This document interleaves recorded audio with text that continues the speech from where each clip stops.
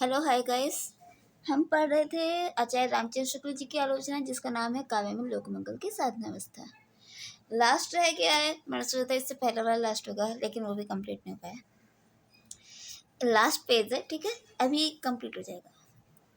पढ़ लेते हैं।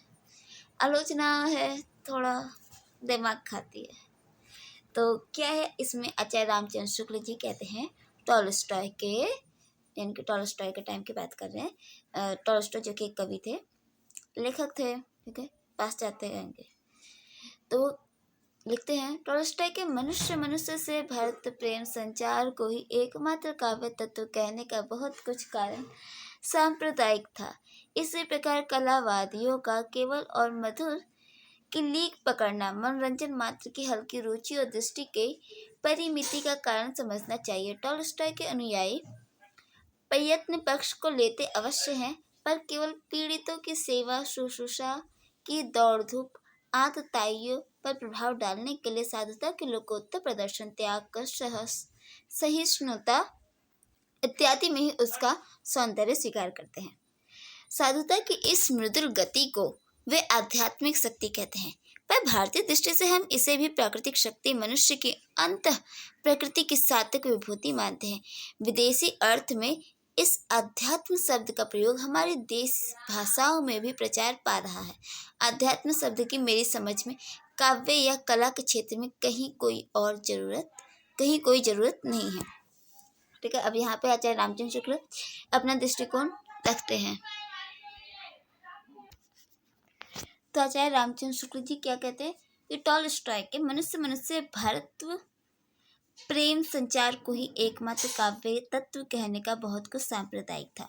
यानी कि टॉलस्टॉय मनुष्य मनुष्य में भारत प्रेम यानी कि भाईचारा जो है, ठीक है, वो एकमात्र काव्य तत्व, ठीक है, उसे ही एकमात्र काव्य तत्व कहा जाए तो इसका जो हैगा कुछ कारण है। वो कारण क्या है, सांप्रदायिक था।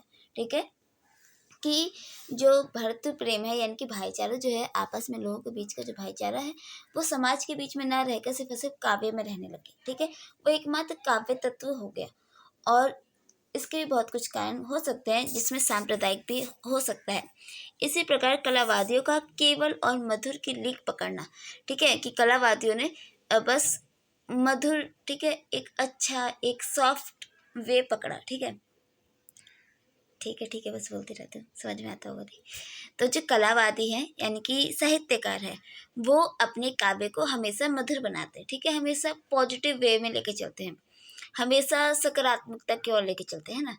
मधुर की लीक पकड़ना मनोरंजन मात्र की हल्की रुचि और दृष्टि की परिमिति का कारण समझना चाहिए। ठीक है, कि वो किस लिए करते हैं, वो सिर्फ और सिर्फ ये जो मधुरता की लीक पकड़ते हैं, ठीक है, यानी कि हमेशा एक अच्छे पॉजिटिव वे में आप कुछ भी पढ़ लो, चाहे कोई भी नोवेल पढ़ लो, ठीक है, पढ़ लो, या फिर आप टीवी सीरियल में कोई सीरियल मूवी देख लो, हमेशा उसका कहीं ना कहीं एंडिंग जो होती है पॉजिटिव होती है ना, उसकी पॉजिटिव होती है।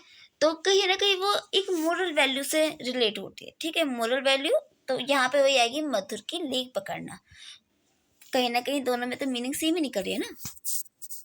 तो ये क्या है, सिर्फ और सिर्फ एक मनोरंजन का मात्र रह गया। ठीक है, मनोरंजन कि व्यक्ति का जो मन है वो मनोरंजित हो सके, सिर्फ उसका एक यही उद्देश्य रह गया आजकल के समय में।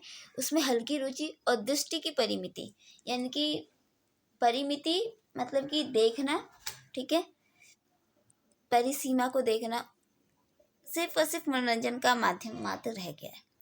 टॉलस्टॉय के अनुयायी यानी कि टॉलस्टॉय के जो अनुयायी रहे हैं, उनका मानना है कि प्रयत्न पक्ष को लेते अवश्य हैं, कि वो प्रयत्न पक्ष लेते जरूर है अपने काव्य ग्रंथों में या फिर किसी भी नाटक में, ठीक है, प्रभाव डालने के लिए, पर केवल पीड़ितों की सेवा शुश्रूषा की दौड़ धूप अंतताइयों पर प्रभाव डालने के लिए साधुता को लोकोत्तर प्रदर्शन और त्याग कष्ट सहिष्णुता पर प्रभाव डालने के लिए इत्यादि में उसका सौंदर्य स्वीकार करते हैं। ठीक है, वो सिर्फ और सिर्फ ये जो पॉजिटिव वे लेते हैं, प्रयत्न पक्ष को लेते हैं अपने काव्य ग्रंथों में, सिर्फ और सिर्फ ये कुछ उद्देश्य की पूर्ति करने के लिए ही लेते हैं। या तो उन्हें दौड़ धूप करनी होती है, या फिर किसी अत्याचारी के जो उसका दमन करना होता है, ठीक है, कहीं पे त्याग करना होता है। तो एक साधुता के लोकोत्तर, ठीक है, साधुता मतलब कि जैसे कि पूरा समाज क्या है, एक तरह से साधु से भरा पड़ा है, तो उसी साधुवादी जो समाज है उसके लोकोत्तर के लिए, यानी कि उन लोगों के कल्याण के लिए, ठीक है। तो उनको सिर्फ सिर्फ ऐसा प्रदर्शित करना होता है इन्हें। काव्य ग्रंथों की यहाँ पे बात हो रही है, ठीक है, कि काव्य ग्रंथों में ऐसा होता है, ये जो पॉजिटिव लीक पकड़ते हैं, मधुर लीक पकड़ते हैं, तो इनका केवल एक यही उद्देश्य, इसका यही एक कारण समझा जाना चाहिए कि वो सिर्फ और सिर्फ एक मनोरंजन है। और इसी मनोरंजन को आगे में ऐसे एक्सप्लेन किया हुआ है, ठीक है, कि दौड़ धूप करनी होती, त्याग करना होता है, इसीलिए वो उस पॉजिटिव वे को अपने काव्य ग्रंथों में लेकर चलते हैं। तो आगे क्या कहते हैं कि साधुता की इस मृदुल गति को वे आध्यात्मिक शक्ति कहते हैं, ठीक है, कि जो साधुतावाद, चूंकि हमारा जो नायक होता है, ठीक है, नायक होता है, नायिका है, जो भी है, ठीक है, करेक्टर है, उसमें कहीं ना कहीं साधुता भरी होती है, ठीक है, एक पॉजिटिव वे में लेके चल रहा है, तो जाहिर सी बात है साधुता, और साधुओं के अंतर्गत ही ऐसी फीलिंग होती है। तो साधु के जो मृदुल, मृदुल यानी कि अच्छी, ठीक है, मृदुल कोमल, ये जो गति होती है वो आध्यात्मिक शक्ति, और आध्यात्मिक शक्ति यानी कि आत्मा का परमात्मा, वेद पुराण ग्रंथ पढ़ो, और मानसिक जो सुंदरता होती है, हम उसे आध्यात्मिक शक्ति कह सकते हैं। पर भारतीय दृष्टि से, अगर हम भारतीय दृष्टि से देखें तो हम इसे भी प्राकृतिक शक्ति, मनुष्य की अंत प्रकृति की सात्विक विभूति मानते हैं, ठीक है।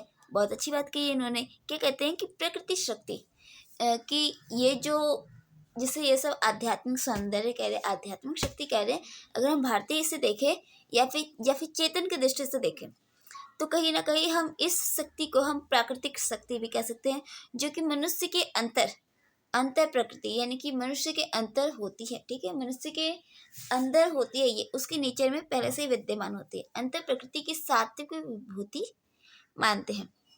विभूति मतलब कि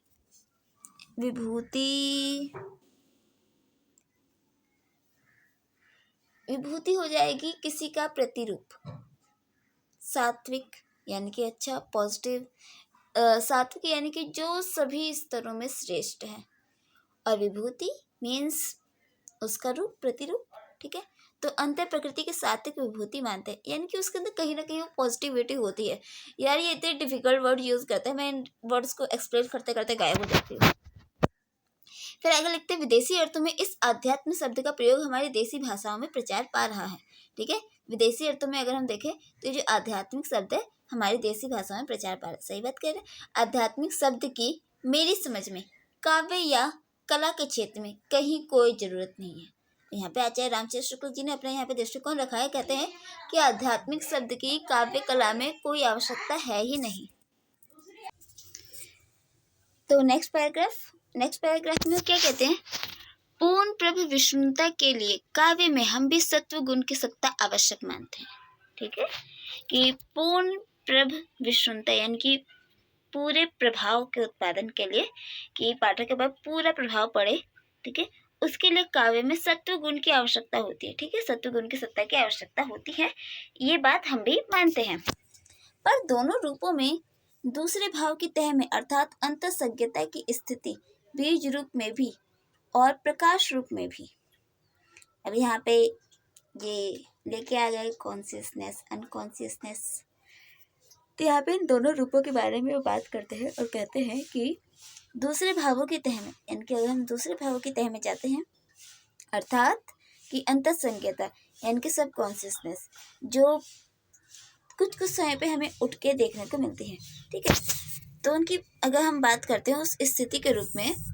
तो स्थित बीज रूप में और प्रकाश रूप में भी है, ठीक है। जो अंतःसज्ञता है वो बीज रूप में विद्यमान है और प्रकाश रूप में भी, यानी कि वो व्यक्ति के अंदर पूरे एक नेचर के तौर पे भी रह सकती है, ठीक है, उसके अंतर्गत हमेशा विद्यमान भी रहती है, और प्रकाश के रूप में कि वो कभी कभी ज़्यादा प्रखर हो जाती है, ठीक है, वो भावना जो है कभी कभी ज़्यादा प्रखर हो जाती है।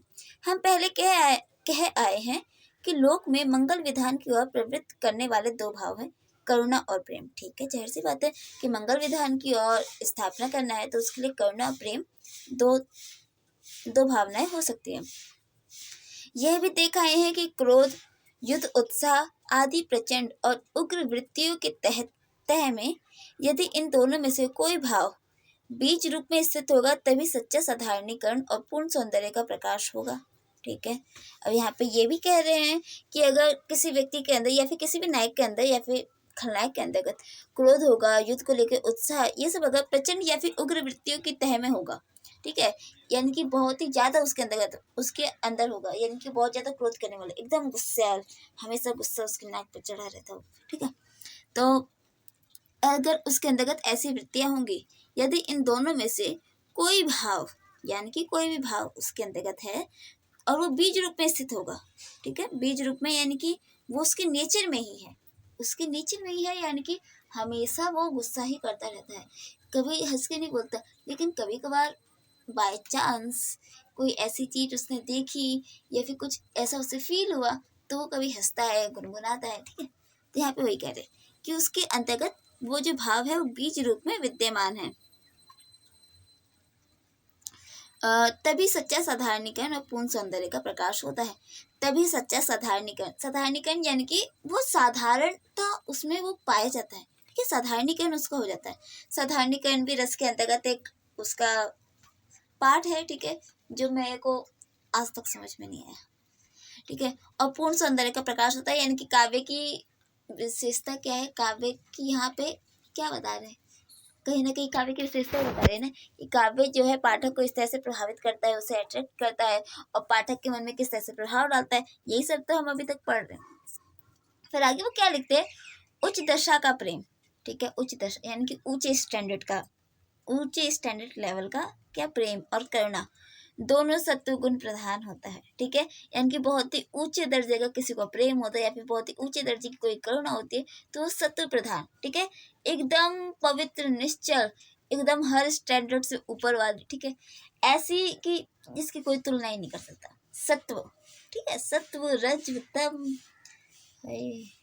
ठीक है। तो इन सब के बारे में बात करें तो त्रिगुणों में सत्वगुण सबसे ऊपर होता है, ठीक है, त्रिगुणों में, ठीक है, सत्व रज तम, ठीक है, उनमें जो सत्व होता है सबसे ऊपर होता है, सत्व एकदम अच्छा, एकदम शुद्ध, जिसमें कोई खोट नहीं होगी, जिसमें कोई कमी नहीं होगी, ठीक है, वो हर चीज में उत्तम होगा, सर्वश्रेष्ठ होगा, ठीक है, वो होता है सत्वगुण। यहाँ तक कि उसकी ऊपरी सीमा नित्य पार मिथक सत्ता के पास तक व्यक्त और अव्यक्त की संधि तक जा पहुंचती है। इसी से शायद वल्लभाचार्य ने भी सच्चिदानंद के सत्व स्वरूप के प्रकाश करने वाली शक्ति को संधिनी कहा है। व्यवहार में भी सत्य शब्द के दो अर्थ लिए जाते हैं, दो वास्तव में हो और तथा अच्छा या शुभ। देखो आचार्य रामचंद्र शुक्ल को कितनी सारी चीजों की नॉलेज है, सारी नॉलेज इनको अपनी आलोचना में ही डालनी है। क्या लिखते हैं यहाँ पे, ठीक है, पहले ये भी सत्वगुण के बारे में बता रहे थे कि सत्वगुण क्या होता है।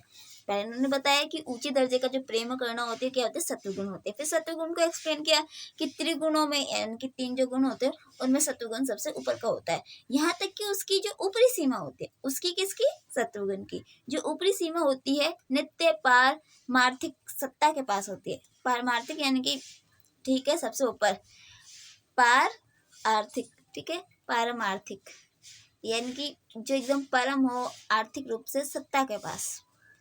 वाह, शब्दों को तोड़ना भी क्या मजा आता है, ठीक है, जो कि सबसे ऊपर यानी कि एकदम ईश्वर से जिसका साक्षात्कार होता हो, ठीक है, वहां तक उसके पास तक होती है और वो व्यक्त और अव्यक्त की संधि तक जा पहुंचती है। अगर हम उसे व्यक्त करें तब भी वो सही है, ठीक है, अव्यक्त यानी कि उसे अगर हम व्यक्त नहीं कर पाते तब भी वो सही है, यानी कि वो उस स्थिति तक जाके पहुंच जाती है जो सत्वगुण होता है।